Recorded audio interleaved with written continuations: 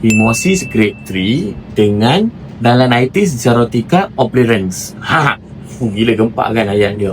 So, patient kita ni umur dia 32 tahun. Dia selama umur 32 tahun ni, dia tak kahwin kan. So, selama umur 32 tahun ni, dia tak pernah tarik kulit dia ke belakang. So, dia merasakan bahawa kulit yang di depan itu, kalau tarik ke belakang, abnormal. So, orang yang terkejut juga tu orang yang tak tahu pasal tentang ni. Okay. So, bila kulit dia tak pernah tarik, and daripada kecil dia macam tu, so dia terjadi satu proses inflamasi pada kulit bahagian depan.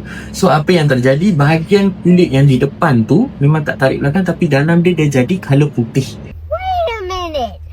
Who are you? Color putih tu yang kita namakan Balanitis xerotica obliterans. Patutnya macam ni, tapi dia jadi warna putih. This is what you call Balanitis xerotica obliterans. So, bila kita tak sunat, kita tak pernah tarik kulit ke belakang langsung, dia terjadi proses inflamasi yang membuatkan kulit tu pada hujung tu dia tak dapat supply darah yang cukup dan dia berubah color jadi putih.